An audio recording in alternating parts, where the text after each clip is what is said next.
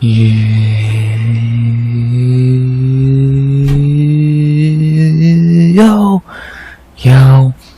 RX back with another recap of UFC Baku Roundtree versus Hill.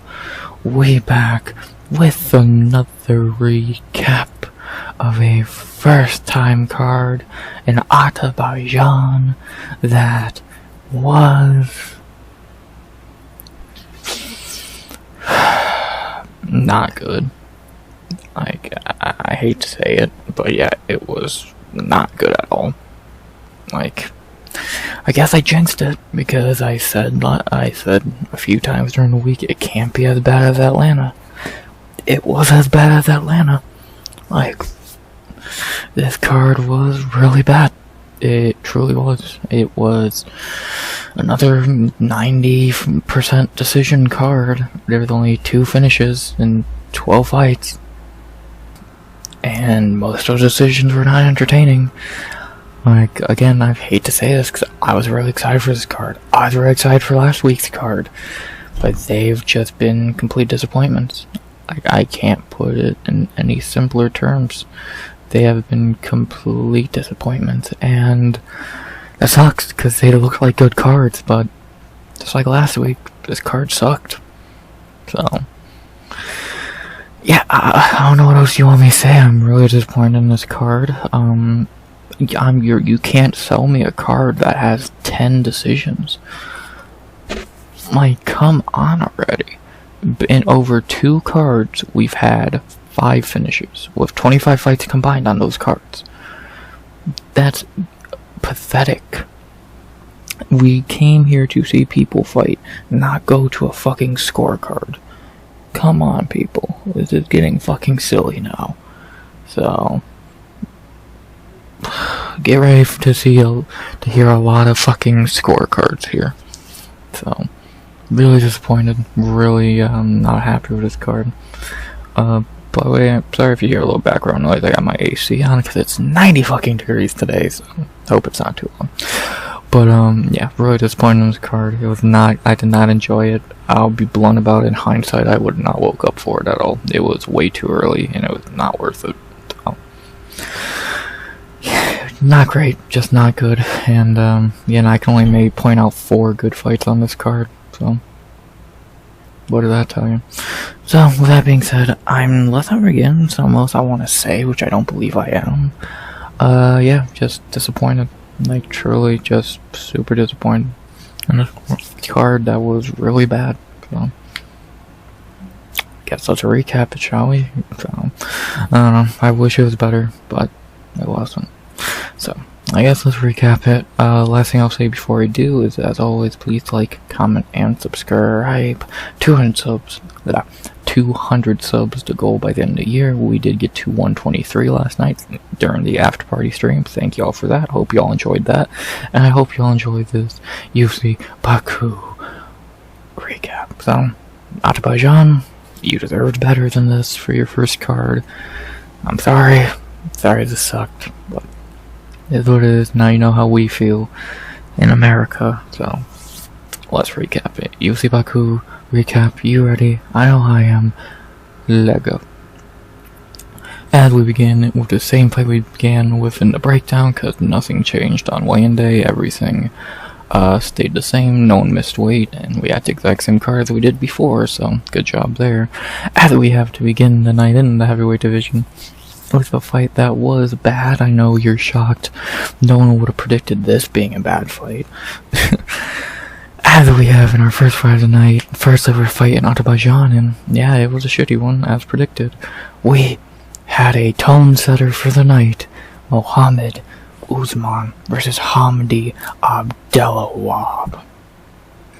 Yeah, like I said, this fight was bad. I know you're shocked, because who would have predicted this being a bad fight? I know, crazy. But, yeah, this was a really bad fight. Like, I can't really put it in much simpler terms. It was a low heavyweight fight where 2 dudes looked like they had no idea how to fight, because they truly don't. To go over the fight, fight. Round 1, Hamdy had a really good round. He was able to land a few decent shots on Usman. Usman really didn't land anything. He threw a lot of feints, I guess what you'd call them, even though I think that he was actually trying to hit him, but he didn't get close. And, yeah, Usman really just did nothing in round 1. And it was a clear round for Hamdy. Then in round 2, Usman started to pick it up. It was still kind of a close round for a while, but it was starting to lean towards Usman. And then late, I think in the middle or late in the round, Usman landed, I believe, a big right hand that really hurt Hamdy a bit, and got him to stumble a little bit. And I think that really did lean the round towards Mohammed. So then that really was, I think, where the tide changed, because I really don't think Hamdy ever looked decent again after that. And then round 3, Usman again just had more cardio, was landing the better shots, was actually throwing shots, and just clearly took round 3. No big moments in that round, and yeah, clear 29-28 Mohammed Usman. Everyone agrees, really no debate here. And that was that. Mohammed Usman wins. I call the underdog win. Too bad it was not the only one of the card, but was the only one I picked, so I'll take it.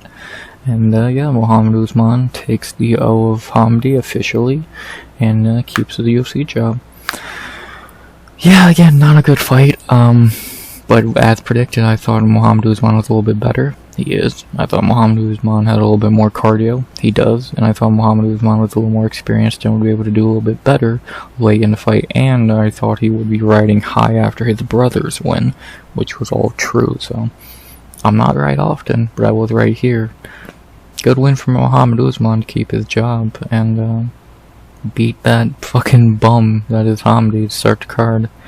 And yeah, just, no, again, not a good fight at all, but what can you do? Good win for Mohammed. Not very much else to say about that fight. Again, it was a boring tone setter for the card, and we'll talk about why it's a tone setter in a minute. So now let's talk about the fighters, as we'll begin with Mohammed Usman, now with a 4-2 record in the UFC somehow. Yeah, he's still terrible. Like, I'm not gonna, like, yeah, he won, but he's not good at all. Jesus. He's terrible. Again, I can't really put it in much simpler terms. He's not a good fighter. We all know that. And my god, does he have the stiffest, weirdest legs of all time. Like, it looks like it's painful for him to walk. Like, he's so stiff. Like, you think his legs are gonna snap in half. After a while, it's like, Jesus, dude, what's wrong with you? What's wrong with the Usman family's legs? Like, Kamaru has fucked knees. Mohammed looks like he can't walk. Weird. Very weird. But good for the Usmans to be on a winning streak now over a week. It was Kamaru with Buckley, Mohammed with Hamdy. Good for them. And, yeah, good for Mohammed keeping his job. Still a terrible fighter. And, yeah, that's about that with Mohammed Usman. He keeps the job for another day. And, 1,000 underdog. And then for the loser of this fight, the first favorite to lose on this card, and a guy who finally got karma, Hamdy Abdelwahab, finally takes his first official loss in the UFC, even though he should have took it a few months ago. Yeah, this dude's terrible. He's one of the worst heavyweights on the roster. Like, he made Mohammed Usman look good, for fuck's sake, so what does that really tell you? Yeah, he's truly terrible. I can't put it much simpler. He's not good at all. He has no striking. He has no cardio. His wrestling, I don't even think he tries to use it.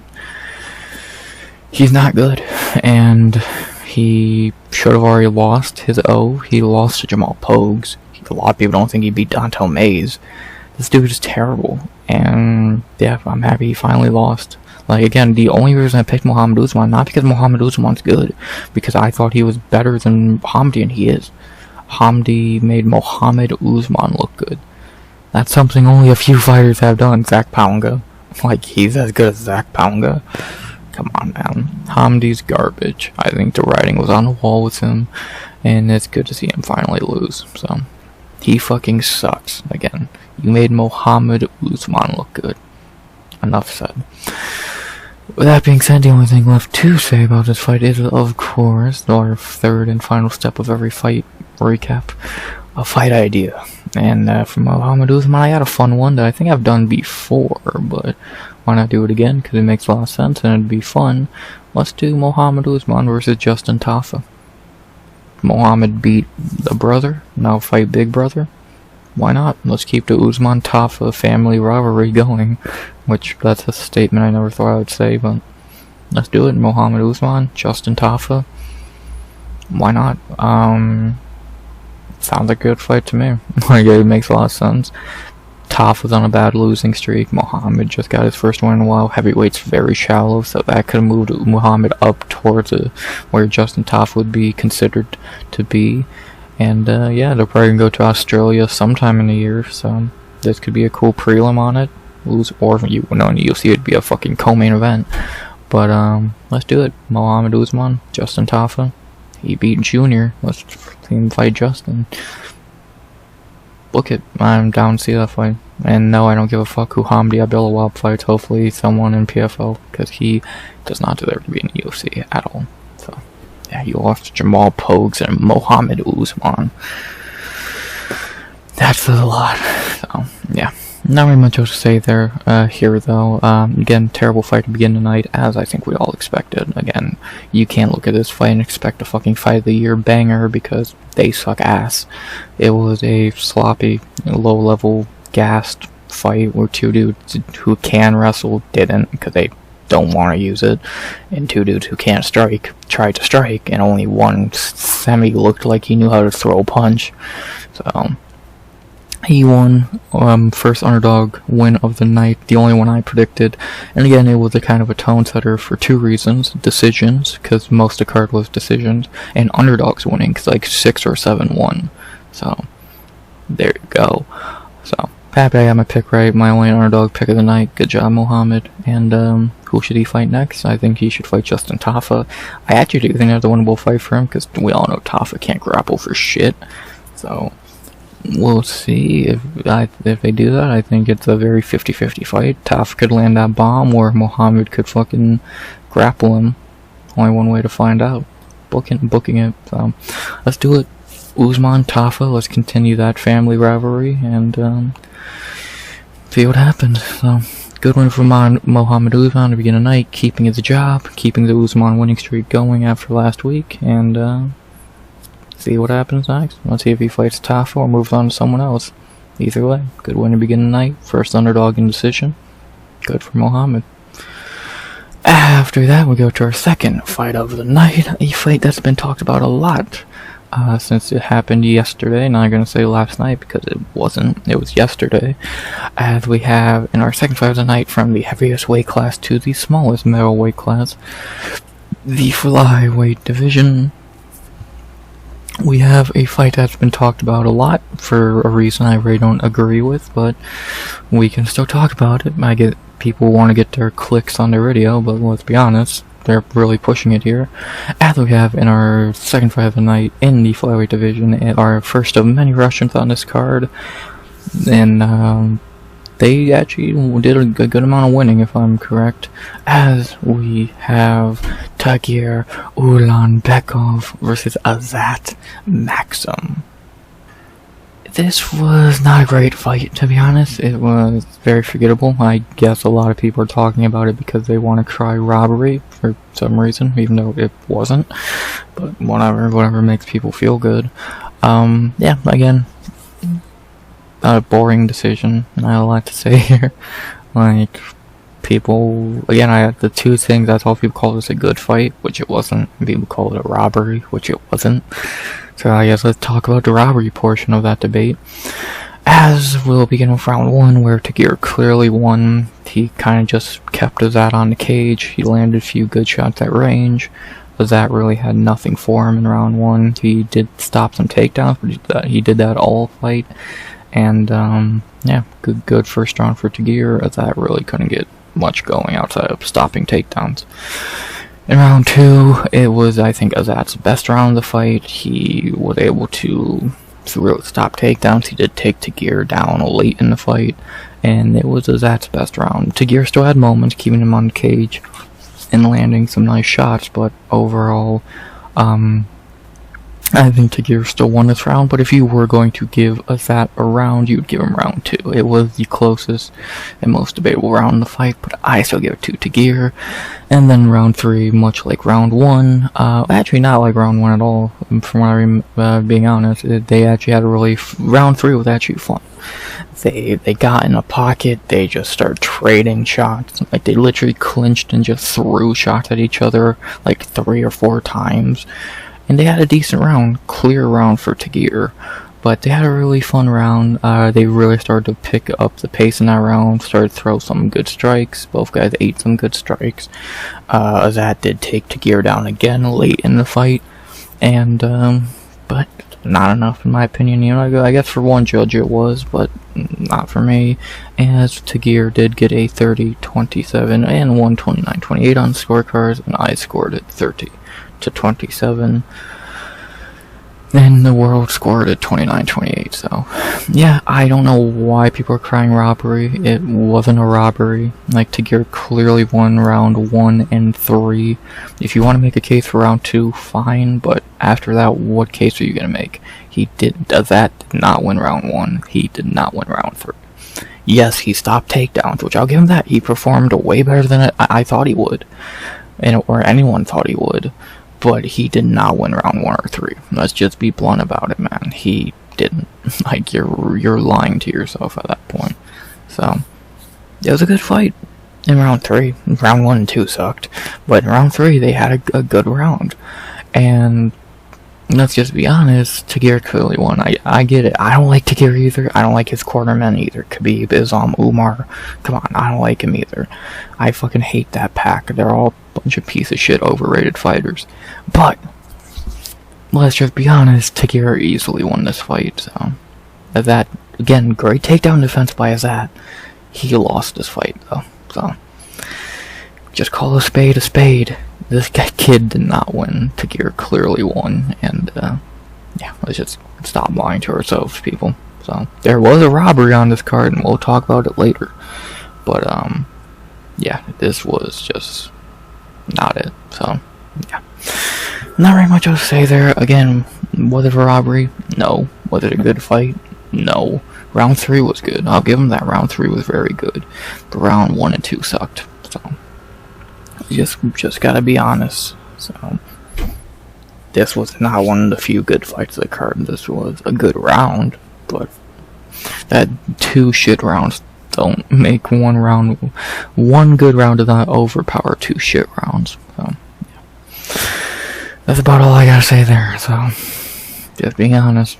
So what else you want me to say? So, not a great fight, not a robbery, and let's talk about Tagir, the winner of the fight. Now on a 4-fight winning streak, 6-1 in the UFC. Yeah, he's still really good. When he is active, he's good. Like, his striking is okay. No power, but he has some decent hands at times. His grappling, we know, was pretty good. Cardio looked pretty decent here. He looked good. So, still sucks he didn't fight Koji Horiguchi. I think that would have been a really tough fight, and I think Koji would have probably won that fight. But, he got lucky, he got that. He's got a win, 4 in a row now. We'll see where Tagir goes. I think I've said it for a minute now. He can stay active, he can go pretty far. I think he'd be a top 9 to 8 guy in fast flyweight. I don't think he has a chance against Royval, Van, Moreno, Kaikara. But I think he could probably beat a few guys like a Perez or a fucking Manel Cop, and yeah, so he's not bad. He's not bad at all. He's from, again, I get it. He's from the Khabib camp. We're not meant to like him, and trust me, I'm not a fan of the Khabib camp or Tagir really. But I do see the kid is good, and yeah, at least he doesn't fucking bandwagon off Khabib's name like all those other motherfuckers. So what does that tell you? So, good one for Tagir. Hopefully he stays active after this and continues to stay active. His second fight of the year, and again beating two young guys in Clayton and Azat. Let's hope he keeps the streak going. He's looking good. And then for that Maksum, he did a lot better than anyone expected him to. I'll give him that. He did look decent, but he still lost. And now he's on a 2-fight losing streak to Energy and Tagir Ulanbekov, which are very good losses. The Tyson Nam one being kind of close, not amazing. Like, even though I do think Tyson Nam's really good, he still should be in the UFC. He probably did not win that fight either, so, but what can you do? Charlie Johnson and Tagir Ulanbekov are some perfectly understandable losses, and let's see where Azat goes from here. He'll probably get stepped down in competition. I would be amazed if he didn't. He deserves it. Like, he should be fighting a layup like a Daniel Barres or someone along those lines in his next fight, just to let him get back on track and see where he goes from there. Again, he did look improved in this fight. I'll give him that. It just sucked that he has improved the fight he had to look improved in was against Tagir Ulanbekov on short notice. So I think he'll probably win his next fight because he did look better, but you were not beating Tagir Ulanbekov, so kind of that simple. Only thing left to say now is who should I fight next? For Tagir, I really don't have a fight idea for him because, kind of like what I said Joshua Van a few weeks ago until he stepped in against Royval, which was unexpected, everyone's booked at flyweight right now. Like, literally, everyone above Tagir is booked. Van, Elliott, Ursig, Asu, Perez, Taira, Kaikara, Albazi, Moreno's not, but that's not happening. The only guy who ain't booked is Manel Kopp, and I don't think they're going to do that fight, so I really don't have a fight idea for Tagir. Probably the loser of something, like maybe the loser of Almabayev, Tamemarov, or the loser of Ursig Perez. I think that'd probably be more likely the loser of Ursig Perez, or maybe the win. I don't see him fighting the winner of Elliott Asakura, so probably the loser of Ursig Perez, but we'll see. Unless they do Tagir and Manel Kopp, I would be down to see it. But I really don't see him doing that, so maybe it's just me. I just struggle to see him making that fight, so well, I don't know. They might. They might. The more I think about it, like, he is ranked 12th, and they do want to probably push him up to. Maybe we'll see. I might put that into my fight ideas. So I'm down to see it. I guess he's Tagir. Manel's the only unranked guy, or the only not booked guy above Tagir, not counting Moreno, which is just not gonna happen unless they do Kopp and Moreno and like for Noche. So they might try and pull that. So I don't know. We'll see. I doubt they do Tagir and Kopp. I think they'll probably have Kopp fight Moreno for Noche after thinking about it. And I don't know. We'll see though. So, only one way to find out. So, yeah, really no fight idea for Tagir unless they do the fucking Manel Kopp fight, which I highly, highly doubt. And, yeah, but like I said, for that, I'm not gonna give him a fight idea, obviously, but he's gonna get a step down, like I said, Daniel Barres or Ode Osborne, someone along those lines, Lazy Boy, some bullshit like that. And, yeah, we'll see what happens there, so. Not a great fight. Round 3 was good. The first 2 rounds kind of sucked, and it was not a robbery at all. And I got my lock of the night correct, so take that. Thank you, Tagir. And I'm on a nice winning streak of lock of the night, so I'm going to have a better record than I did last year, because I don't think I had a good record last year. And, yeah, good win for Tagir. Thank you for not botching my lock. And, not very much else to say. No fight idea for Tagir unless they do the Manel Kopp fight, which I highly doubt. Not very much else to say. Good win for Tagir. Azat looked better. Did not win this fight though. He'll bounce back. And not an awful second fight of the night, but not great either. After that, we have to our third fight of the night, and this is where the underdogs really started to take over, and God, did I get this one wrong badly. As we have in our third fight of the night, starting our back-to-back women's bantamweight affairs with 2 underdog wins in that division, no less. And we have in our third fight of the night our only 2 female fights of the night in the same weight class back to back, which is a really weird way to book those, but I kind of like it. As we have Klaudia Syguła versus Irina Alekseeva. I know it's was it Alekseeva? Like, how do they say it? Alekseeva? I'm gonna say it how it's spelled, Alekseeva. So, yeah. Doesn't matter because she fucking sucks. Oh boy. Yeah, Irina made Klaudia Syguła look like fucking Joanna Jędrzejczyk. It's like, for fuck's sake. Where do I begin with this fight? Well, actually not much to begin with, because for 3 rounds, Irina just looked pathetic against Syguła. In round 1, she didn't even try to shoot all fight, she didn't try to shoot a takedown. She got completely dominated. She on the feet, she got beat the fuck up. She has no idea what blocking is, and yeah, she just had nothing for Syguła on the feet. Round 2, a little bit closer, a little bit better of a round for Irina. I thought she looked a little. I think round 2 was her best round of the fight. You could give her round 2. It might be a bit of a reach, but does it really matter? I don't think so. Either way, she lost. And then in round 3, actually I think she got taken down or she fell down. I forget how she got to the ground, but Syguła kind of laid on her for a lot of round 3, clearly picking up the win in that round and in the fight. All 3 scored 327. I gave Irina round 2, but does it really matter? Not really. And, yeah, Klaudia Syguła gets her first UFC win, upsetting Irina Alekseeva, and, yeah, she looked good. Irina Alekseeva looked terrible. Yeah, not a good way to start the women's bantamweight fights, at least picking-wise. Yeah, our second underdog win of the night. Another underdog that dominated.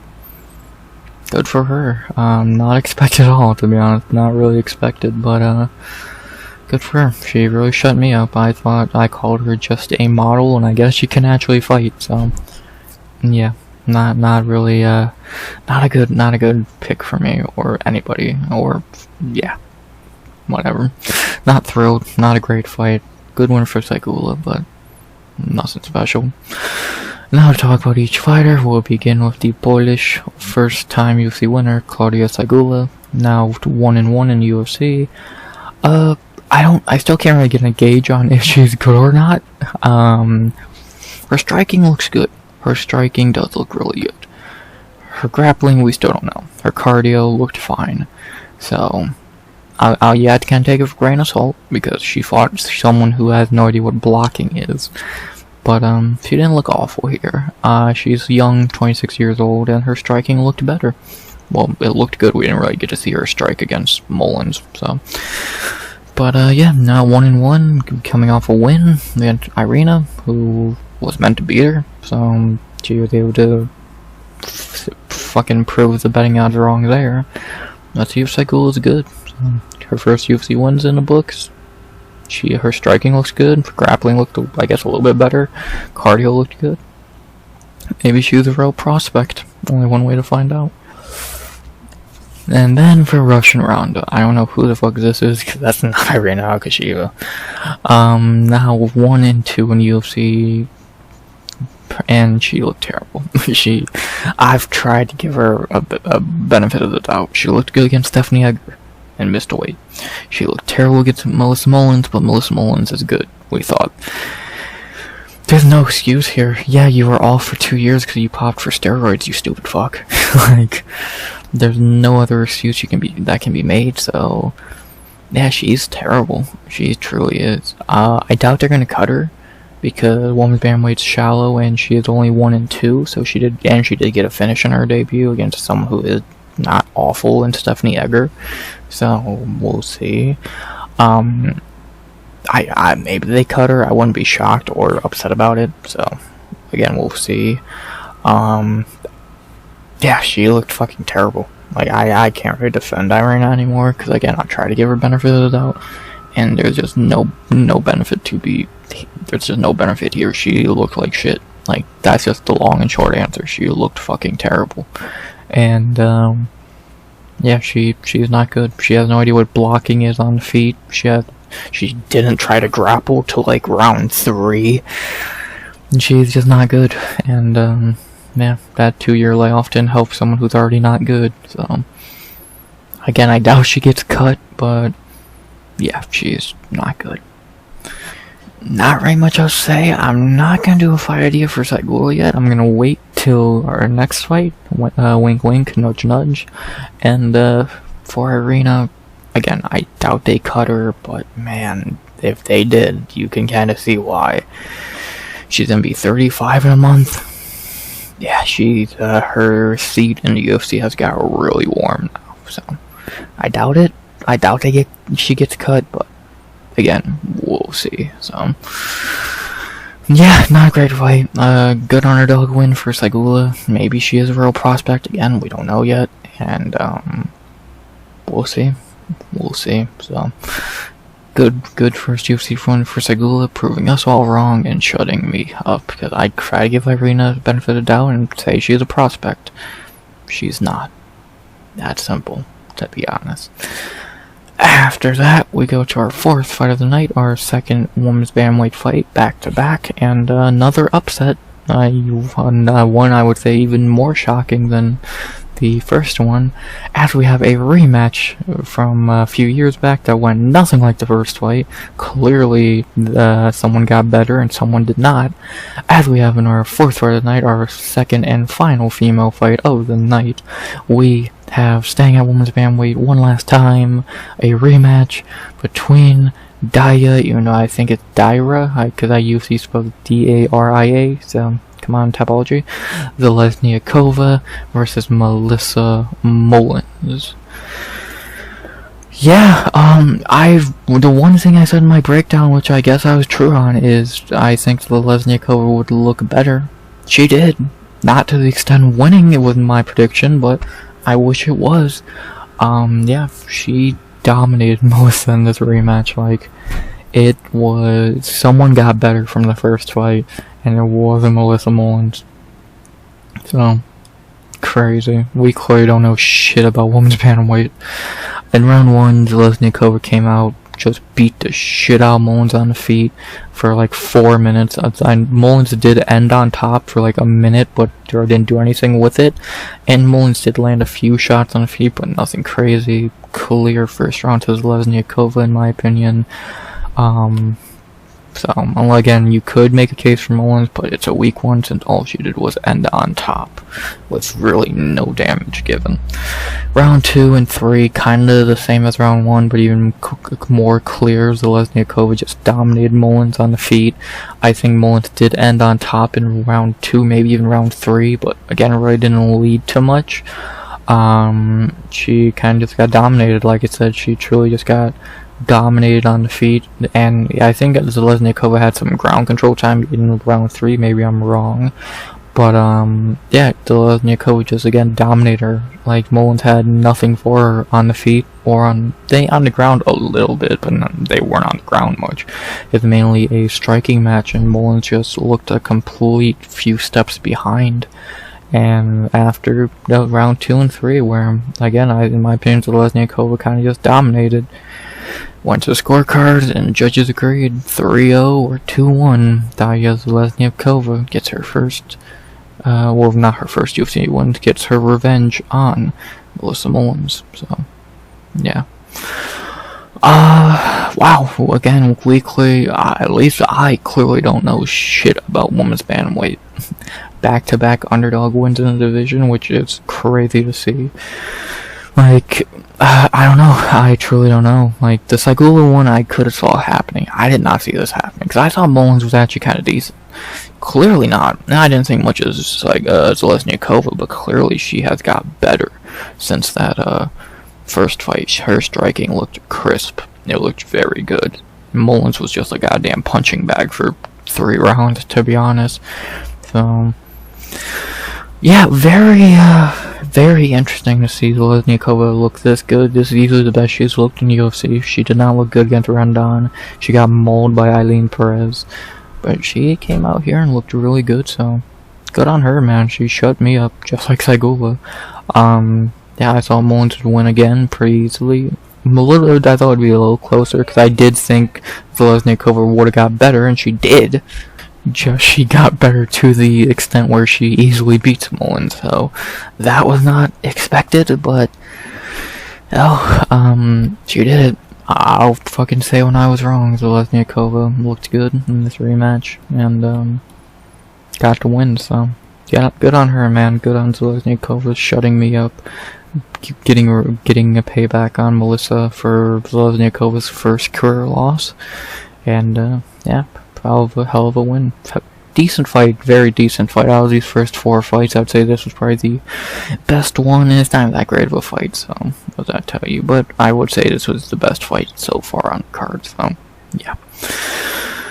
Not very much else to say, so let's talk about the fighters, as we'll begin first with the winner, like we always, usually do. Darya Zheleznyakova, now 2-1 in the UFC. Yeah, she looked better. This is the best she's looked in the UFC by a mile, and good on her, man. Her striking looked really damn good. I still don't know about her grappling, but Mullins really didn't try to grapple much. When she didn't really get anywhere with it. But striking-wise, she looked good. I'll give her that. She looked really good on the feet, and I'll say when I was wrong. She got better. She got way better, and we'll see where she can go from here. Hell of a win. Hell of a fucking way to get revenge on someone who beat you on the regional scene. And good win for Darya, man. Really good win. She really shut me up. Like her and Syguła really the betting odds clearly were wrong. So third underdog win of the night. And that win was against Melissa Mullins, now 7-2 with a 2-2 UFC record. I don't know what to make of Mullins at this point. I think I've got every one of her fights wrong, so take that as you will. I don't know if she's good or not at this point. Her 2 wins, Irina and Syguła, who we just saw, one aged good, one's not aging great, and her losses, Nora, that's a fine loss, and Darya, well, that's not a bad loss, but we'll see how good it is. So, I just can't pick a Melissa Mullins fight. I truly can't, and I don't know what else to really fucking say. I just really can't pick this bitch. It's annoying. I would like to get a fight right, but I guess I just won't. I just can't read Melissa Mullins, man. Her striking is shit, I think. Her grappling didn't get going in this fight. Her defense wasn't Irina Alekseeva level. I don't know what to say. I truly just don't know what to say about a fighter who one fight looks good, next fight looks ass. I'm 0-4 picking her. Maybe I'm the dumbass. Not very much else to say. Only thing left to say is who should they fight next. And this is why I go back to why I wait to give Syguła a fight, is because I say let's have some fun. Let's have Darya fight Syguła. They both won as underdogs on this card. Why not? I'm down to see it. I think it would make a lot of sense. Again, they both won as underdogs. Giant underdogs at that. Let's see it. Like, women's bandwidth's shallow as fuck. So let's do it. I don't see why not. There's not many other options for them. Like, they already, Irina just lost. Mullins, they both fought and one beat them.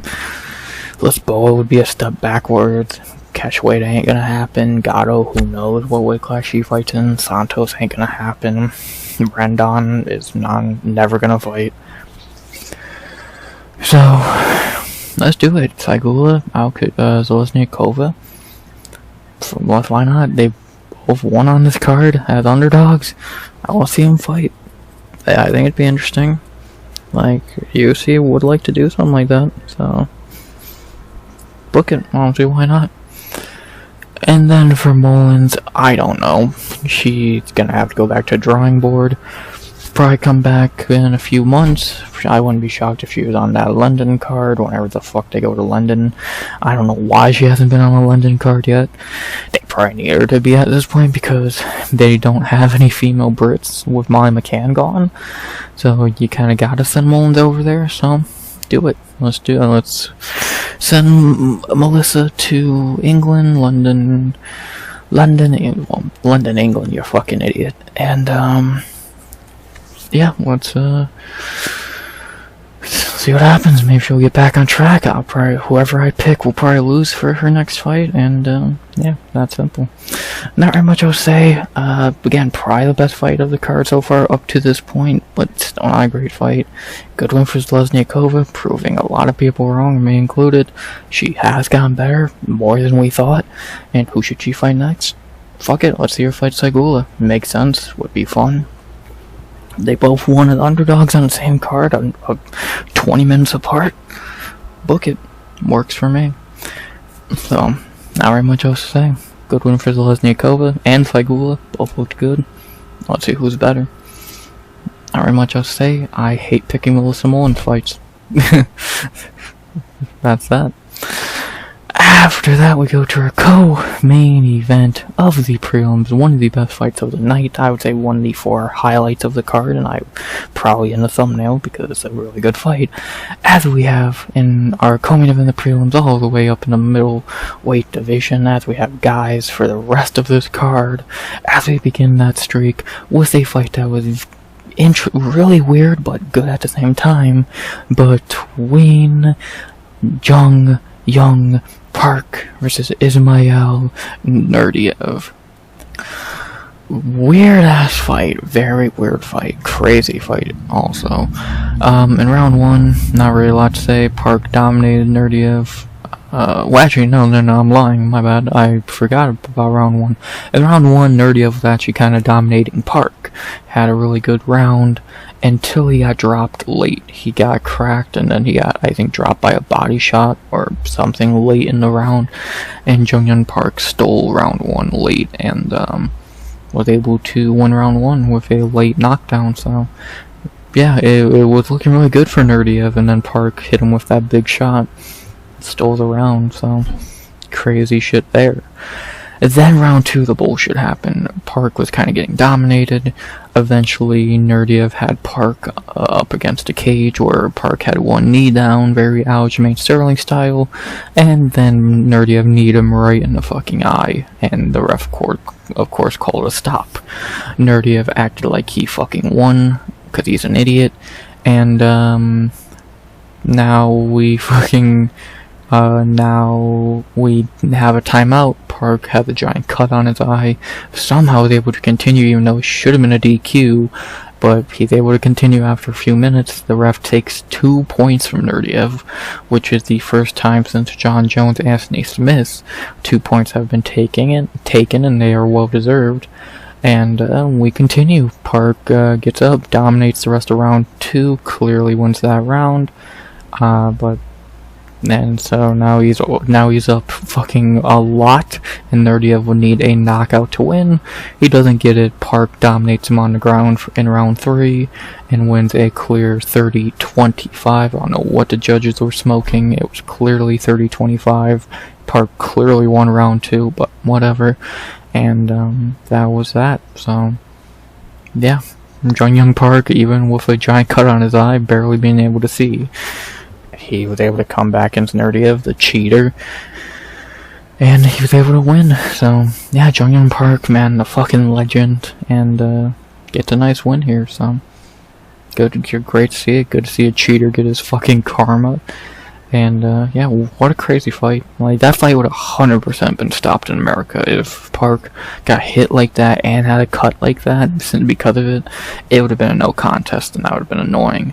Good thing over in Azerbaijan, the ref was a goat. He didn't fucking stop the fight, even though I do think it should have been a DQ. I think Naurdiev should have been DQ'd for that, because, like, dude, you're not even, like, that was so fun. You know the rules, stupid. But whatever.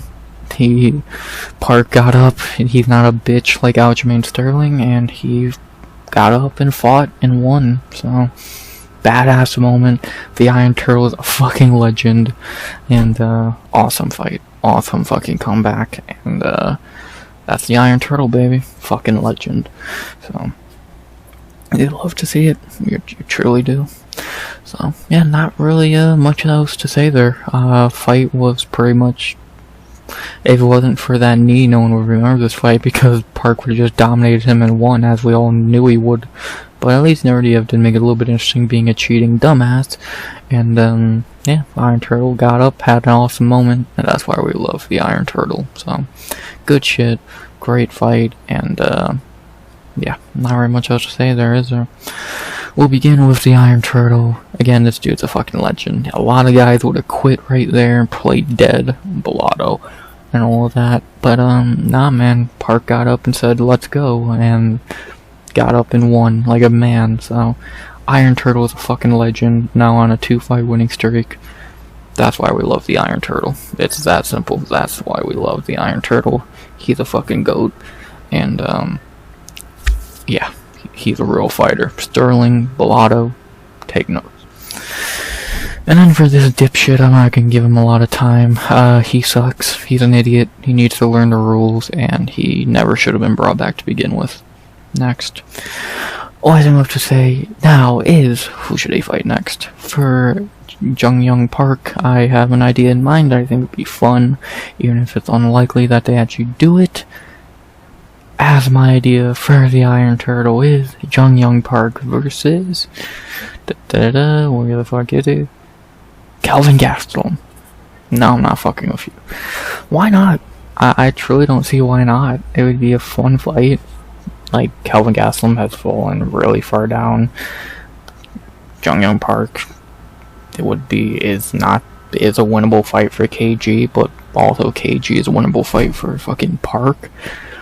Let's do it, man. I don't see why not. It would be a fun fight. I would be down to see it. UFC's going to Shanghai in a few months. I highly doubt they do it then. But maybe December, on the December pay-per-view. That would be a sick-ass prelim. Or maybe January, whenever KG is ready to return. I'm down to see it. I want to see that fight. Not many other options for Park. Like, unless he fights, fucking Joe Pyfer, which ain't happening, or fucking, Jacob Malkoon. So, let's have fun. Gotta see the Iron Turtle and KG. I'm down to see it, man. I'm down to see it. I'd really be interested to see the betting odds for that fight, and just to see that fight in general. I would lean Iron Turtle, but who knows? It'd be a very interesting fight, so either way, let's see it. I want to see it, so KG does not have a lot left. Park is coming off a nice win on a winning streak. Look at KG and Park. I don't know who wouldn't want to see that fight. And then for Naurdiev, he's lucky not to be on a chopping block, because he's a fucking idiot. So I don't care who he fights next, he'll probably lose. I could see him getting fed to Laments or Abdul Malik or Zachary Reese. So, something like that. Or, who really gives a shit? He sucks anyway. And, yeah, not really much else to say, man. Very entertaining fight, because Park did come back and fight like a man, not like a little bitch like Aljamain Sterling, or Rodolfo Bellotto. And, yeah, not very much else to say. Great win for Jung Park. And who would I like to see him fight next? I would love to see him fight KG, Kelvin Gastelum. I think that'd be a really good fight. I think it'd be a really interesting fight, and that'd be a really cool fucking pay-per-view prelim or fight night main card fight. So, let's do it. I don't see why not. So, book it. I think that fight go either way, which I guess kind of says a lot about KG at this point. And, book it. I would be really down to see it. So, Park, Gastelum, let's do it. Not very much else to say outside of that. Great one for Jung Park, coming back like a man, not being a little bitch, and giving us one of the few memorable good moments of the card. That's why we love the Iron Turtle. Fuck Naurdiev. After that, we go to our featured prelim in the welterweight division. A fight that went nothing as anyone predicted. Like, I don't think anyone predicted, really. As we have in our featured prelim to end the prelims, we have a fraud checking that I don't think anyone expected, but we need one every card. As we have to end the prelims at welterweight, Seok Hyeon Ko, don't know how to say his first name, versus Oban Elliott. Like I said, we need a fraud checking every card, and this was it. Wow, did Oban Elliott get embarrassed here? Like, wow, fraud beyond checked. not even much to say about recapping his fight. For 3 rounds, Ko just embarrassed Oban. On the feet, he did better. On the ground, he did better. Oban had nothing for him. He didn't even try to strike with him. And then on the ground, Ko had better grappling. He ended up on top. He dominated Oban. Oban got completely fucking embarrassed here. And I don't even know what to say. He just got fucking embarrassed here. And what a win for Ko. He dominated Oban. Like, this kid's good. Like, well, I don't think he's a kid, 31 years old, but Ko is good. He's really fucking good. And respect to him, man. Well, I guess our bad for not knowing his game. He's good, man. He's really fucking good. Like, he, again, just mauled Oban Elliott. Oban had nothing on the feet, got fucking embarrassed on the ground. What a debut for Ko. Fraud checking one of the better looking prospects at welterweight at the time. Hell of a debut. Like, I don't even have much else to say. Like, I know this is a quick recap for this fight, but what is there to really say? It was not for not 1 minute was this fight competitive. Oban had nothing for Ko, so he just didn't. So great win for the Korean Tyson, and hell of a debut to just embarrass one of the better looking prospects in the division at the time. Like, he was nothing. Amazing debut for the Korean Tyson. Like, truly that simple. Like, it, again, 30-27 across the board. Like, Oban didn't have a moment in this fight. So, crazy. Not what I expected to say at all. But, again, our bad, Ko. We were not familiar with your game. So, that's about that. So, to talk about the fighters, we'll start with Ko. Again, this kid's really fucking good. Now 1-0 in the UFC. He's good. He's gonna be a problem because he is super well-rounded. He has great cardio. Like, he's gonna be a problem for a lot of fighters. He would have killed Billy Ray Goff because he actually knows how to fight, unlike Billy Ray Goff. Ko is good. Ko is really fucking good, and he's gonna be a problem for a lot of guys. Like, his striking is decent, his grappling is phenomenal, his cardio looks good. Between him and that fucking guy who knocked out Czechoslovakia a few weeks ago, Korea's getting some good ass fighters, man. We had Zombie Jr. and Korean Tyson, and you had that dude who wanted to be Khabib and Marab. They're getting some good fighters now. None of them from Road to UFC, of course, because Road to UFC fucking sucks. But they're getting some good fighters, man. They truly are, and good for them. Good for them. They needed more talent outside of the Korean Zombie, Jesus Christ. And then for the fraud, Oban Elliott. Yep, he sucks. I had a lot of hope for Oban. He was looking good. Like, the debut against Val Woodburn didn't look impressive, but he got better. Preston Parsons, he dominated, which is not a great win, but whatever. Then the Basil Hafez knockout did better against him than JDM did. He was looking good. I still think he would have beat Ramiz Brahimaj, because Ramiz Brahimaj is shit, but, you know. But this is just like, weird. Very, very... He sucks. He just had no plan B. He couldn't get anything going. He sucks. I don't know what else to really say. Like, these Cage Warriors dudes are just garbage.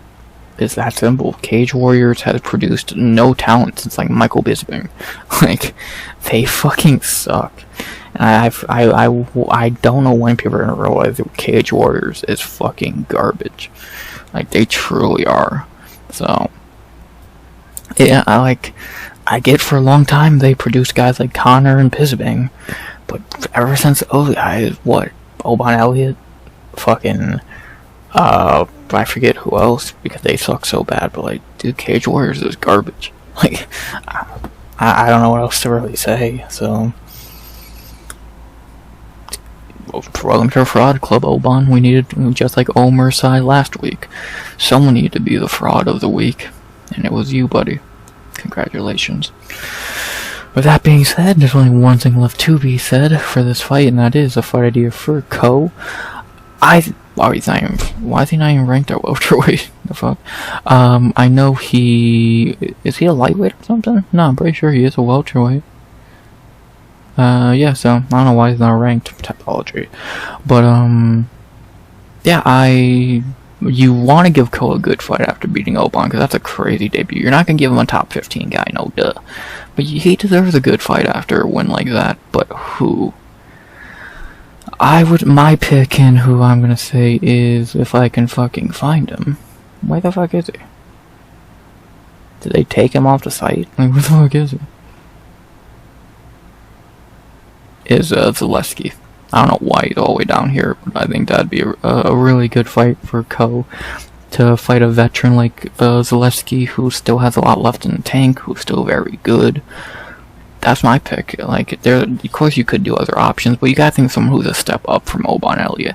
Like, guys like a Euros Medic is not a step up, or fucking, like, I don't know, fucking Philro or Jeremiah Wells. Those guys are not steps up in competition. But I think Zheleznyakova is, because he's a wise veteran, he is still very good. And I think that's a good fight, so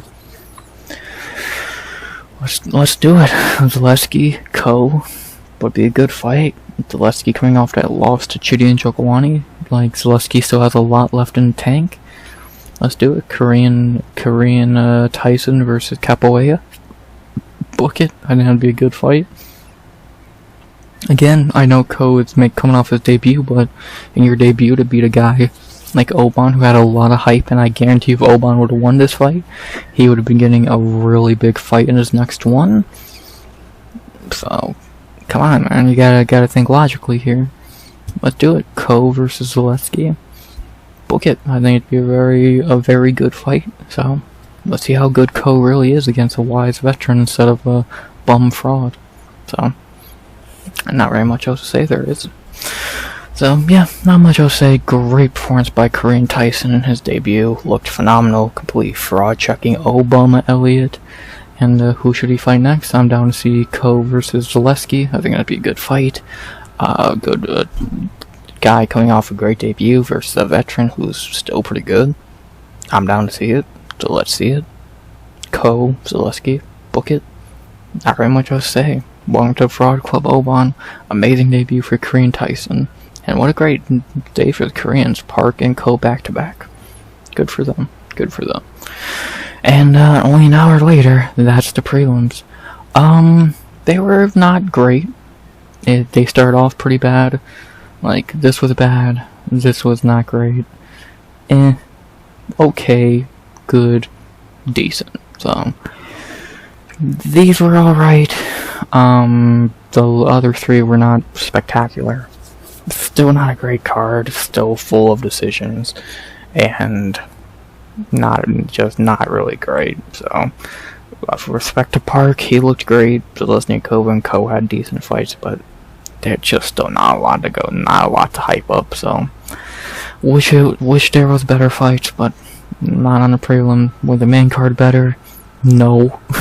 If we're being I'll just be blunt about it. No. So, but we'll talk about it anyway. So let's do it. Hour in, let's get to the main card. 6 more fights in Azerbaijan, and we begin with a fight that was as shitty as I predicted it to be. So let's get into it, as we have to open the main card. A fight that sucked, shockingly. I know you're shocked. I predicted this perfectly. My least favorite fight on the card for a reason. As we begin the main card in Azerbaijan with Mohammed Naimov versus Bogdan Grad. Yeah, I'm not going to waste a lot of time here. This fight was garbage. Long story short, not a lot happened in round 1. Naimov was able to land a few better shots. I think he did get taken down a few times, but overall I think he was able to land the better shots and keep Grad on the cage. So, take that as you will. Trust me, I'd be lying if I said I remember this fight much. I don't, but I do remember. I did score it the exact same way as the judges, so, yeah. But yeah, Naimov was able to do a little bit better in round 1 and take the round. Round 2 was easily Bogdan's best round. He was able to, I believe, take Naimov down, hold him on the cage a lot. Oh, Naimov did land a beautiful spinning heel kick in round 1. That really hurt Grad. I forgot to mention that. He threw it a few times after it and never really landed, but that first time, that was beautiful. Round 2, Grad had his best round of the fight, clear 1-1 going into the third, and then round 3, much like round 1, Naimov was able to have the better round on feet and on the cage, really, and it was able to be a 29-28 Naimov. I think everyone scored the same way, and that was that. Quick, easy win for Naimov in a fight that was boring, and outside the spinning wheel kick, it was boring as fuck, not very good, and yeah, neither of these guys are good, so what do you really expect? So, yeah. Not gonna say much, not even click on their profiles, because I don't care about this fight. Again, I had no care for this fight. Naimov, I still don't think's good. So, he was a better fighter here, but that's not saying a lot. He's not the worst fighter, but he's not great either. He can beat these lower level guys, and that's what he did here, so good job. And for Bogdan Grad, I don't think he's good. I think he's just a fun fighter. Again, the dude got beat by Tom Nolan, for fuck's sake. So, yeah, we'll see how he bounces back. Again, I don't think he's very good. I think his best skill is just being crazy. And we'll see if he can get back to that. So, yeah, shitty fighters. Not very much to say. Good win for Naimov, I guess. He got my pick right, at least. And, yeah, he's on a nice streak of beating pretty bad fighters like Grad and Konofli. We'll see how he does in the next fight. Bad fight, bad way to open the main card. Any of the prelims would have been better here. And, yeah, probably the worst fight of the card, to be honest. I can't really say much else. Next. Finally, we get to a good fight. The best fight of the card, maybe of the month, for fuck's sake, as we head into our first finish of the night. Only took till the fucking 7th, 8th fight of the night. As we have in our first finish of the card, one of only 2. Great. But man, was this a great fight. I don't think I can really do it justice, so I probably won't talk about it much, but goddamn was this amazing. As we have in our second fight of the main card, best fight of the card, the first Azerbaijan Nazim Sadykhov versus Nikolas Motta. What a motherfucking fight. I don't even know what to say. If you didn't see this fight, go watch it. I'm not going to talk about it much because I don't think I can do it justice. Round 1, they had a banger. Nazim got hurt really bad by Motta. The fight probably should have been stopped, to be honest. I think Nazim, he was pretty much just blocking. Like, at one point in the fight, Nazim was just against the cage, blocking shots, never threw anything back, and it was like a 40-piece combo Motta was throwing, so probably should have been stopped, but after Motta gassed himself out doing that, Nazim came back, did some good work in round 1, and it was a great round 1. I think Motta won round 1, but it was competitive, could have won either way, and it didn't really matter later in the fight. As in round 2, much of the same. These guys had a banger. One guy hit the other, someone got rocked every fucking moment. Both guys were bloody. It was a great fight, but eventually, late in the fight, in round 2, Nazim cracked Motta on the cage with a beautiful right hook, and that dropped him pretty much out cold, and that was that. Nazim Sadykhov gives us our first and only knockout of the night, our first finish of the night, and what a goddamn fight. Banger. Good job, boys. You saved this card a little bit, and, yeah, again, if you didn't see it, go watch it. I cannot do it justice. That's why I'm not really going to talk about it much, because I can't do a banger like this justice. One of the best fights of the year. Again, go watch it. It was so fucking good. Like, I don't even know what else to say. So, just go watch it. That's all I can really say. It was bloody, it was a great fight, and it saved this card a bit from being a 1 out of 10. And, yeah, I can't do it justice. Just go watch it. Trust me. Fuck, these two got they got fight of the night and performance bonuses. So they made 100K. The only guys get bonuses on this card. They deserve it. Respect to them. Great fight. Great fight. To talk about the fighters now, Nazim Sadykhov at home performed, looked great. 11-1-1 now, 31 years old, 4-0-1 in the UFC. The guy's good. The guy is really good. He's looked really good. Like, The only time he hasn't looked good in UFC was well, he was losing to Evan Elder, but he really did get bailed out there, and he had a close fight with Slavikov, which could be good or bad, depending on how you look at it. But McKinney, Bonfim, Motta, and some good fights and performances. The dude's good. If he can stay active, which it looks like he is now, the dude can be really good. He looks like a real prospect. He's 31 years old. He's from the Marab, Longo, whatever fucking gym.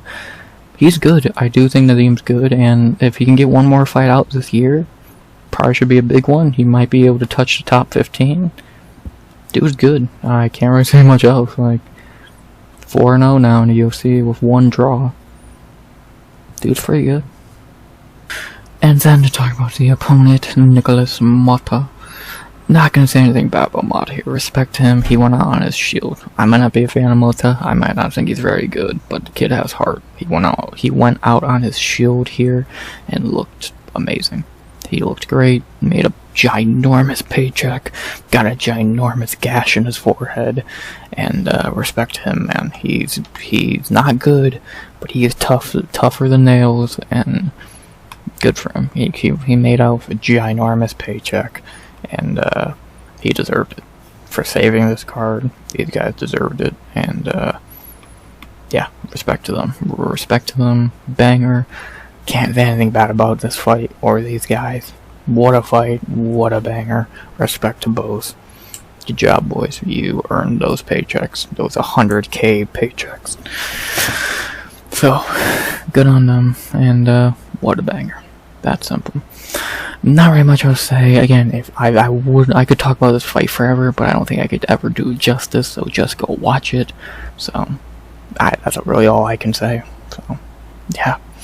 And what I will say now is the final thing with this fight. Who should they fight next? For Nazim, Sadykhov, I think a perfect fight for him, and a fight that I think would also be a banger, would be Ludwig Klein, who's coming off that loss to Gamrot. I think Nazim and Klein would be a very intriguing fight. I think they kind of match up very interestingly. I would pick Nazim to win that, to be honest. I think he's better than Klein. And I'd be really down to see that fight, so let's do it. Nazim, Ludwig. That fight sounds like a banger to me. That sounds like a perfect fight night, main card opener to me. Let's do it. I don't see why not. Nazim and Klein, you're telling me you don't want to see that fight? Let's book it. Simple fight. And then for Motta, I'm not giving him a fight idea, because he's probably not going to fight anytime soon this year, because he has a gash in his forehead, and he has a fucking giant fucking bag of money, so we'll probably see him sometime next year, so we'll see. Maybe late this year, but I'd be kind of shocked if he could heal up that quickly. And yeah, whenever we see Motta again, you know it's gonna be a banger, so good on him. Heal up, kid. You did great. And with that being said, not really much more to be, well, there actually is a lot more to be said, because I could again talk about this fight forever, but again, you need to just go watch it. I can't do it justice, and just go watch it. So, I've never seen a loser get performance of the night. That says enough as is, so go watch it. And with that being said, not really much else to say. Great fight, one of the best fights of the year. Maybe the best fight of the month. And who should they fight next? I want to see Nazim Sadykhov versus Ludwig Klein. I think that'd be a very good fight. I think that'd be a really interesting fight. I think Nazim would take that win and probably get close to the top 15. But let's do it. Nazim, Ludwig, book it. Sounds like a banger to me. Book it. Great fight, boys. You earned those paychecks. Heal up, Nikolas. Great win for Nazim at home. Banger. Can't do it justice. Go watch it. After that, we go to our third fight of the main card, back at lightweight, or at least it was meant to be, but this did get moved to 165 on weigh-in day. We'll talk about that in a minute. As we have in our third fight of the main card, meant to be at lightweight, our second Azerbaijan fighting at home. Didn't look as good as his brethrens. As we have in our third fight of the main card, our only other finish of the card, so enjoy it while you have it. We have Myktybek Orolbai, the GOAT, versus Tofik Musayev. Another debuting fighter, It looks like shit. I know, you're shocked. Not very much to say here. Myktybek dominated, like, for pretty much. Tofik threw a leg or body kick. Orolbai took him down. When they got up, Tofik threw a body kick. Myktybek took him down. Eventually locked up with a Kimura and submitted him in round 1. It's truly that simple. Yeah, Tofik. I'm not even like trying to be funny. That's literally what happened. Like, they started, he took him down. They got up after a while. He took him down again. Got up, submitted him. Done. It's truly that simple. I can't really put in simpler terms. And yeah, that's literally what happened. It was that simple. Another terrible debut for a debuting guy, coming from a different promotion with a lot of hype. And yeah, just your UFC guy showing again why there's levels to this and why you were not in the UFC to begin with. Quick, easy win for the GOAT, Myktybek Orolbai. Sadly, he did miss weight because he had to get the fight moved to 165, so that kind of sucks. Because he did deserve a bonus for getting the only other finish of the night, but when you don't make weight and you get the fight moved to 165, you kind of fuck yourself, so what can you do? And, yeah, not really much else to say there. Quick, easy, simple win from Myktybek against a guy he's just better than. To talk about the GOAT, Myktybek Orolbai, back on track after that win against loss against Rebecki. Yeah, Orolbai's good. It seems like he got better from that Rebecki fight. At least on paper, we don't know yet. Maybe he didn't. We have not seen him go, like, his main problems are still going deep into a fight. Well, at least that were his problems. We'll see if that holds true here. Because that was mainly his problem. Cardio was a big problem for him in his last 2 fights, but this one didn't go late, so we didn't really have to see if that was a problem. So we'll see if maybe in his next fight if he did fix up the cardio issues, because outside that, he's good. His grappling's great, his striking's passable. He's good.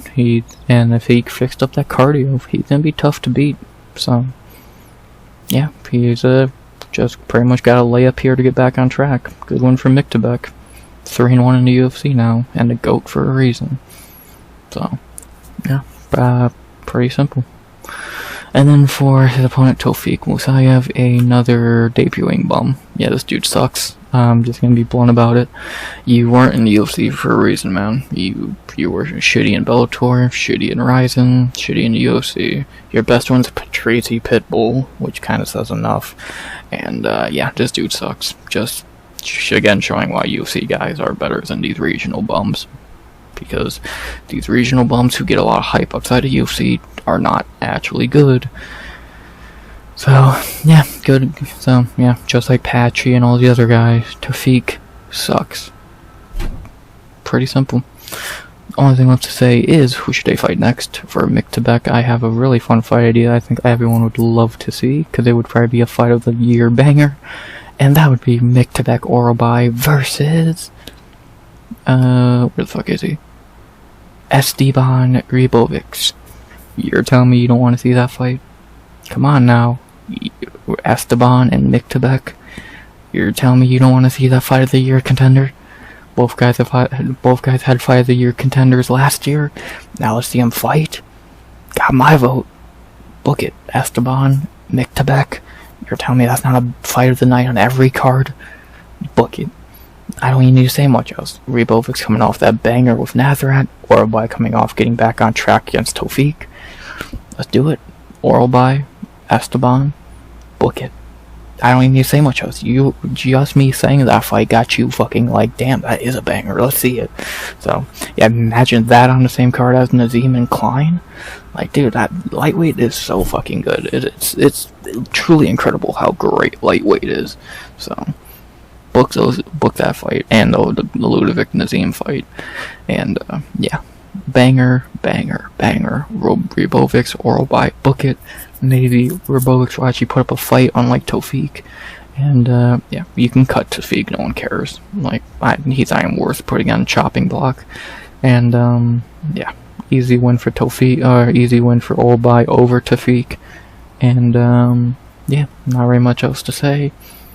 layup for Orolbai, and let's see him against Usman Ribovics in what would surely be a fucking banger. After that, we go to our fourth fight on the main card, our last one at heavyweight, and maybe our most controversial fight of the night, because man did this suck. We had, in our fourth fight of the night, a fight that did finally happen, for better, or it's seeming to be worse. We had at heavyweight for the last time tonight, in the top 5 of the division, a weight class that just got a new champion with John Jones retiring finally. We had Curtis Blades versus Rizvan Kuniev. Now, this is where you can call robbery, because I kind of agree this was kind of a robbery, and I picked Curtis Blades, so you know I'm not biased. Yeah, this fight was terrible. I'll just get that out of the way now. This fight was garbage. It was hard to watch, and it's sad that this is a top 5 fight at heavyweight, but what can you do? To talk about this fight, in round 1, Curtis Blades had his best round of the fight. He was able to pick up and throw around Kuniev pretty easily, and he was able to just control him and easily take round 1. But then the fight kind of got interesting, and kind of got away from Curtis. In round 2, Kuniev was able to beat him up on the feet. Blades, I don't even think, tried to shoot a takedown, and if he did, he didn't get close to getting it. And it was a clear round 2 for Kuniev, who just kind of battered Blades on the feet. Clear 1-1 going into the third. And then in round 3, it was kind of a mix of round 1 and 2. Kuniev was able to land a better shots on the feet. Blades landed a few shots, but none of them were that good. And then Blades did get some control time on the cage, I believe, but never really did anything with it. So it was kind of are you taking Kuniev's strikes or Blades' control time? Actually, I would love to see the stats for this fight, if I may. Expect just round 3, really. If I may. Because round 3 is obviously the deciding round of the fight. The other 2 were beyond clear. Let's see, I just wanted round 3. 61-19. I think those are like clinch, shitty, like knee strikes. 28-13. Huh. Again, I don't remember those being like actual punches. I remember those were like little, like, he loves those little knees. Like, he kneed him in the back of the leg a bunch of times. Like, I want to see round 3. Yeah, 46% were to the legs, 40. Well, okay, I guess he did land some head strikes. And then distance 22, clinch 6. Okay, Klaudia, I don't know what the fuck I'm talking about. It did not feel like Curtis Blades won this fight, though. It truly didn't. So, I still scored it for Kuniev in a close round 3 where I think he did more, but maybe I'm wrong. And I'm really feeling a robbery here.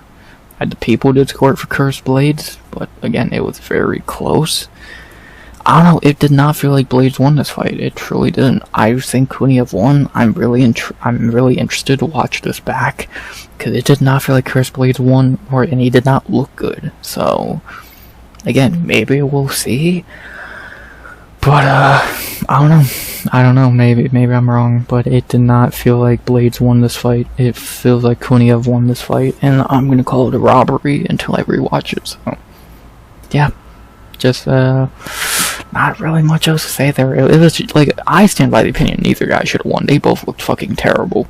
Blades still has never learned how to strike. Kuniev is not good at all. So, it was not a good fight. Just be blunt about it. It was not a good fight at all. And, yeah, just not really anything to write home about. It was a pretty bad fight. A debatable decision.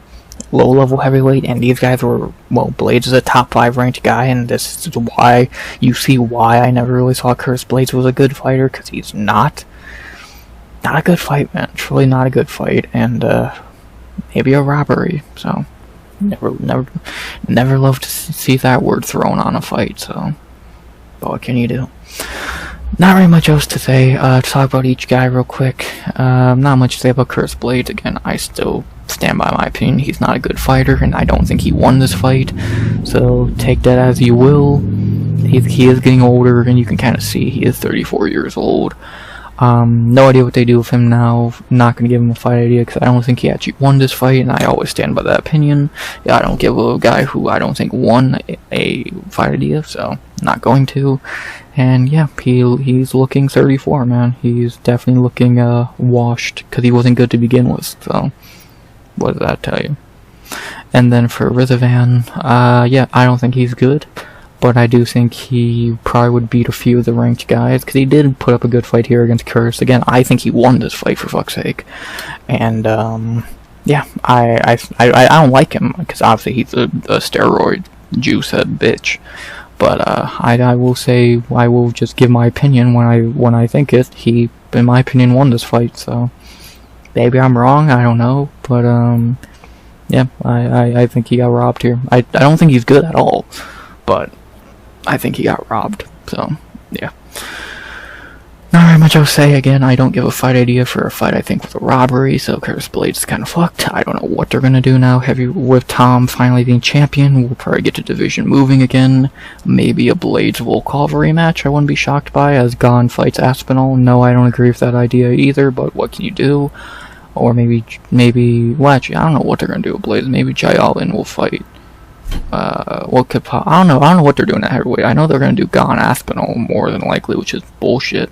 If they do Volkov Aspinall as they should, then Blades Gon is a clear fight to make.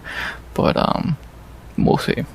And then for Rizvan, I don't know if they're gonna give him another ranked opponent or if they're gonna give him a unranked can. So he's kind of in a weird spot as well now after getting robbed. So should be interesting. Should be interesting to see what these two do next. So, yeah, not very much else to say. Bad fight. Don't agree with the decision. And, yeah, it was a pretty bad fight. Neither guy should have won because they both looked terrible. But since someone had to win, in my opinion, it should have been Kuniev. But maybe I'm wrong. I'll rewatch it sometime and keep you updated. So, there you go. After that, we go to the co-main event of the evening. It did happen. It did not get cancelled, even though with how this fight went, I wish it did. Not gonna say a lot here, because this fight pissed me the fuck off, because it was so disappointing. And again, with all the bullshit that happened on Friday with, is it cancelled, is it not?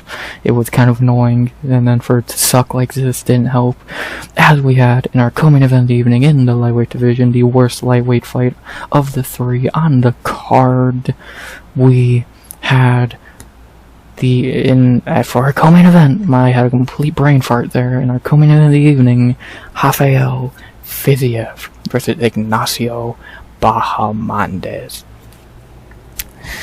Yeah, this fight pissed me off. A, because Bahamondes lost, and I think he's better than Fiziev, and B, this fight sucked. Not gonna waste a lot of time here. Round 1, neither guy really did anything. Very close round, you can score it either way. I think I gave it to Bahamondes, but didn't really matter. Round 2 and 3, Fiziev was able to take Bahamondes down, land the better shots, and kind of just beat him. I scored 29-28, I believe, but the judges scored 30-27. I'll just get to the point. Ignacio, you gotta stop underperforming, man. You could win this fight so fucking easily. You are the better fighter. But he just doesn't perform like it, man. It's so fucking annoying to watch this guy sometimes, because he is the better fighter. In most of these fights that he's lost, his 3 losses, he's better than Makdessi, he's better than Klein, he's better than Fiziev, but he doesn't fucking perform like it. Like he's just cannot stop getting out of his own way and underperforming in fights he's better than. In fights that he should win against guys he's better than. That's the sentence I tried to say. Again, Makdessi, he's way better than. Ludwig Klein, he's better than. Rafael Fiziev, he's better than. And we've seen Ignacio at his best. Turner, Torres, Ogden, Giagos, Zhang Ru, Roosevelt Roberts, Contender Series. When he's at his best, he is great. But he keeps getting in his own way and losing these fights he's the better fighter in. It's fucking annoying. Fiziev is not good. He's not that good. But Ignacio's gonna underperform like he always does and give him the win. It's annoying as fuck to be a fan of this guy. And it's just as picking him. Like, dude, he could be a top 10 guy at this point in the division if he didn't shit the bed in fights he should win. It's like, come on, dude. Wake the fuck up, win these layups, and get to the top 10. But no, he's going to keep underperform. He's going to beat a few fucking cans and then underperform against, again, a big fight he should win. It's annoying. Dude has all the talent in the world. Fuck, the dude has Bilal in his corner. That idiot has to be good for something. Clearly not. So, I don't even know what to say. He's so fucking frustrating to watch and be a fan of. And this is another fucking reason. He should have won this fight. He's better than Rafael Fiziev. He wins this fight 9 out of 10 times if he's fighting at his best. But he just did not show up here. He shit the bed like he always does.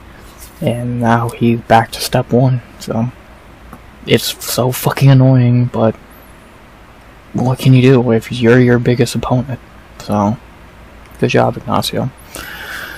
I don't have much else to say about the fight. It was not a good fight. It was super disappointing. It was a waste of time. Fiziev's not that good. He's going to lose again when he fights a top guy, unless he gets a layup like Grant Dawson or Mateusz Gamrot or Benil Dariush. And he's just not that good. I think Fiziev's overrated. Hooker would beat him. Like, Hooker, Gaethje beat him, Poirier would beat him, Max would beat him. Fucking all of these guys would beat him. And Joe Alvarez would beat him. Fucking Orolbai would probably beat him. Nazim would beat him. Like, he's just not that great. And he got bailed out here because his biggest opponent was himself. So, shitty fight. Don't care who they fight next. Ignacio, you piss me off again, like always. And like always, Ignacio's biggest opponent was himself. And he loses another fight only because he didn't perform like always. Good job, Ignacio, you fucking moron. Finally, let's get to the main event of the evening, which actually did end us on a pretty decent note, because watching this guy get beat up for 25 minutes was very enjoyable. As we have in our main event of the evening to cap off UFC Baku, the first ever card in Azerbaijan, and probably for the Azerbaijanians, they wish was the last card, because god does this card suck. But at least we ended on a semi-high note, as we have to end the card in the main event of the evening in the light heavyweight division, a fight that I was wrong about going 2 rounds as it went 25 minutes, so another L I'll take there. But I'm happy I got the pick right and the right guy won. As we had in our main event of the evening, a somehow decision main event between to end UFC Baku, Khalil Roundtree Jr. versus Jamal Hill. Yeah, this fight was not competitive in the slightest. Like, this fight was a 50-45 Roundtree. Like, not even like trying to be funny or biased. Roundtree literally 50-45'd him. Like, no round was close. For 5 rounds, Roundtree beat the shit out of Jamal. Like, on the feet, he just had nothing. They didn't go to the ground, besides when Jamal hit the ground 3 times. And Roundtree dominated him. He knocked him down 3 times. He chewed up his legs. Hill barely threw anything. It was just a pure 50-45 domination for Khalil Roundtree.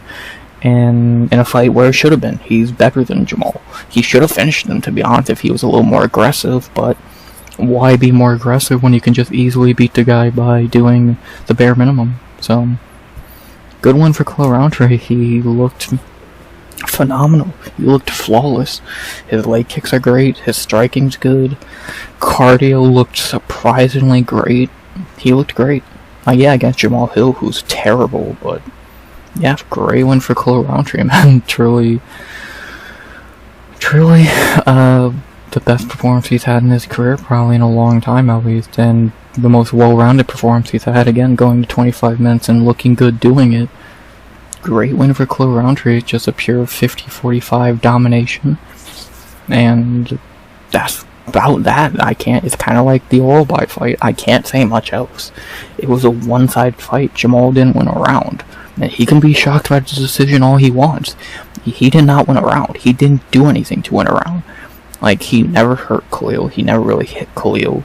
Every time there was a big moment, it was Khalil hitting him, either fucking up his legs with his shitty footwork, or fucking knocking him down 3 times. So, it was just a layup for Khalil, and that's that. It was just too easy, and I can't say really anything else besides that. So, like, it was not competitive, if not close, and it was a Khalil Roundtree masterclass for 25 minutes. So, truly that simple. Great win for Khalil Roundtree in his first main event win.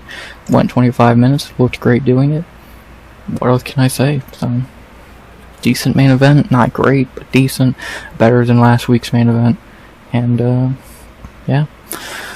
Not gonna say much about the fighters, just not much to say. Khalil getting back on track after the Pereira loss. Yeah, he's one of the best light heavyweights in the division. He's really good. And now he joins the top 5, and we'll see who he fights next. I have an idea for him, and I think it makes the most sense.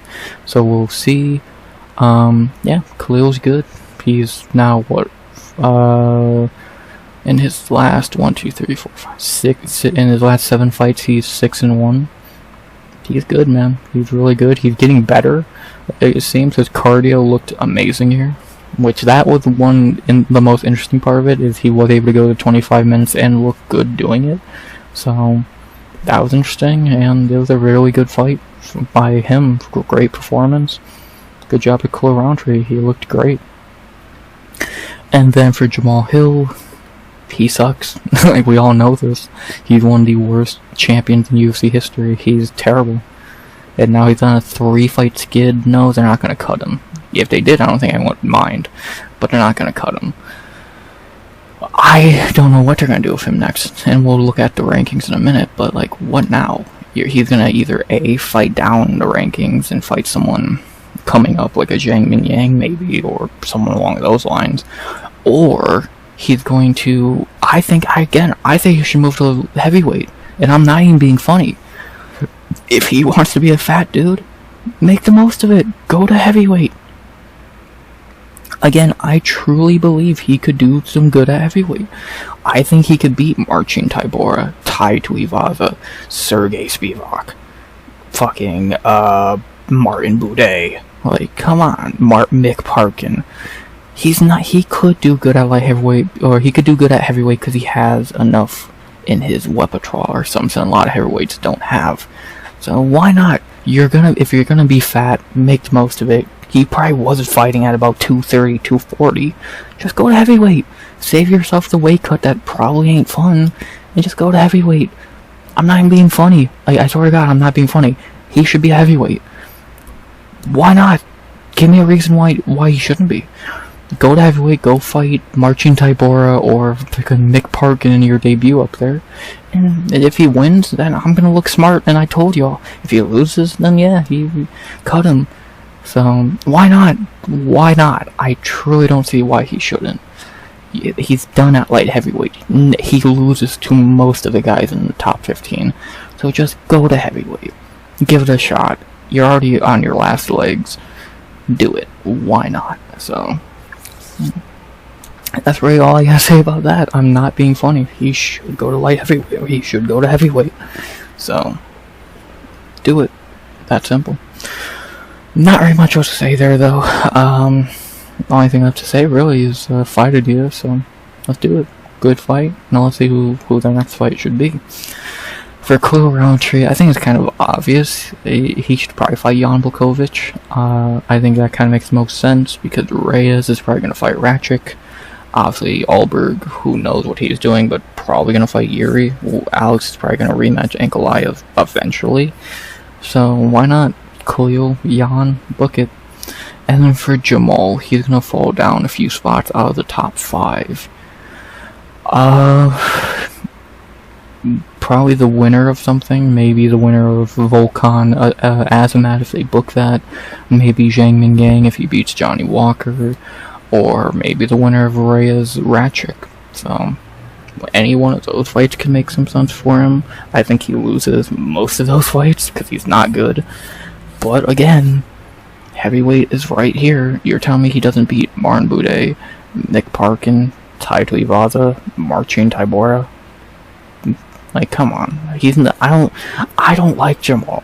I don't think he's that good. He could beat a few of those guys. So, why not? Truly, why not? So, Book it. Why not? Let's see him fight Tai Tuivasa. I think it would make a lot of sense. So, do it. Fuck it. So, I don't know. I really don't know. He probably won't. And ain't he taller than Tai? He's 6'4". If he's taller than Tai, like, he's probably taller than a few of these heavyweights anyway. Yeah, he's 2 inches taller than Tai. Do it. I don't get why not, man. So, I've heard people say, oh, he's actually a middleweight. Dude, he couldn't make middleweight. He'd be dead. Dude, he's fat already. He would never make middleweight, especially at 34. So, fucking go to heavy. So, I don't know. Maybe I'm just falling on deaf ears at this point, but I honestly believe that would be the best move for him. So, do it. Outside of that, not very much else to say. Good main event. Khalil Rountree looked phenomenal, and as he should have, because this was a layup for him. Still think he should have probably finished him, but why do all of that when you could just beat him easily for 5 rounds? So I get it. And good one for Khalil. Who should he fight next? I think Ulanbekov would make the most sense. Jan coming off that debatable loss against Alberg by a lot of people. So let's do it. Rountree, Jan. I would take Rountree to win that fight, to be honest. I think he's better than Jan. And book it for Jamal Hill. We'll see if he stays at light heavyweight. I think he should go to heavyweight, but we'll fucking see. And yeah, not really much else to say. Great win for Khalil Rountree. Easy main event win for him. And what should be next for him? We'll see him against Polish Power. Let's see what Ulanbekov has left in the tank against Khalil Rountree. Not very much else to say. Great win for the Warhorse. Beating the shit out of Sweet Dreams, as we all knew he would have. The decision was unpredictable, though. I'll give him that. And with that being said, I can finally say, boom, that was the card. To go over how I did on picks, I went 8 of 12, 5 perfect, 540. I only got 4 wrong, but Hernandez underperformed. Oban Elliott was the fraud of the card, and clearly I just know nothing about women's bantamweight, so whatever. The only one I'm pissed about is Hernandez because he is the better fighter. The other 3, I'll take the L and move on. The bonuses for the card were to Fight of the Night and Performance of the Night to Nazim and Motta. They both got that. They both walked out for 100K. And good on them, man. They fucking deserved it. I would say Orolbai should have got a bonus, but he did necessarily miss weight and get the fight moved to 165. So I get it. And then the only other one, you can make a case for Jung Park, but whatever. I guess not. So I'm not upset with those bonuses. They deserved it, and good on them. Second to last thing, if you missed a card, what would I say you should go back and rewatch? I would say the only 4 things I would even consider rewatching as a fan is Jung Park, Nazim Sadykhov, Myktybek, and the main event. Everything else is shit or forgettable. Shit, not great. If you want, they were not great though. If you want, it was nothing great. Unless you know, Code did look pretty good. So, skip. If you want to judge it, but it wasn't a good fight, and then skip. So, Khalil, Orolbai, Nazim, and Park are the only things that I would consider rewatching. And finally, our favorite segment, even though it might be a disappointing one this week, the chopping block. The bad part about this week, I don't think there's anyone on the chopping block. The only people who I thought were on the chopping block going into the card were Syguła and Mohammed, and they both won, so... Like, if you look at all the losers, Hamdy, not gonna happen, even though it should. That, no. Irina, I doubt it. Mullins, no. Ismail, I wish. Oban, no. Grad, no. Motta, no. Tofik, I wouldn't mind. Kuniev, no. Bahamandas, no. Jamal. He deserves it, but no. So, no chopping block this week. I know. I can hear the boos now, because who doesn't love the chopping block? But maybe next week will give us some chops, so... But before I talk about next week, the last thing I'll say about this week is my rating for the card. 3.2 out of 10. It was bad. And that only got to 3 for the 2 finishes, and then, like, Park, and Rountree. Everything else sucked.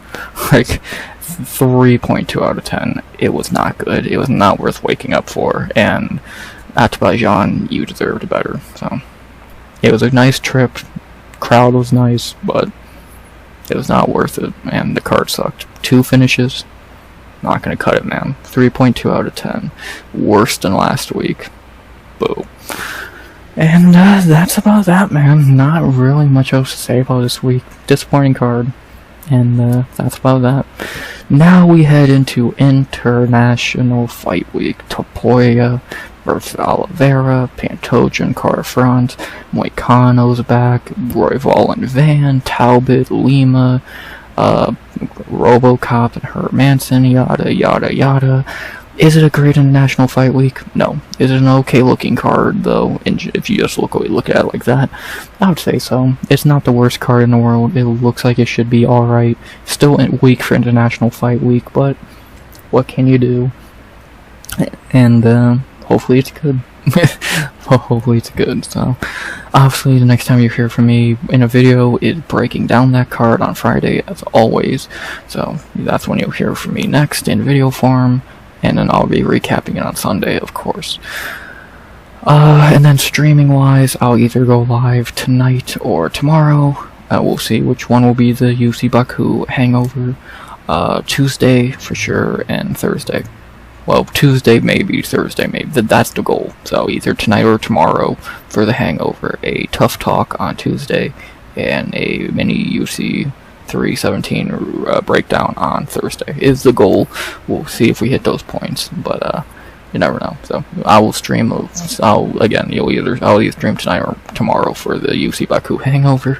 So that'll be the next time you hear from me overall. So there you go.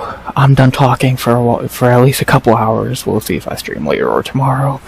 Either way, I hope you enjoyed the video. I hope you enjoyed UFC Baku, and let's head into International Fight Week, shall we? So, yeah, that's all I gotta say there. And, yeah, I'm tired of talking, so let's end this video by saying what we usually say. Unless I'm free to say something which I don't believe I am, please like, comment, subscribe. 100 subs to go by the end of the year. 200 subs to go by the end of the year, I always forget. Hope you enjoyed the video. And as always, unless I'm forgetting to say something which I don't believe I am, I said that twice, my bad. RX, finally. I guess people say I ASMR too much. Hopefully not on this video, but y'all tell me. Out. Good vibes, only, and always.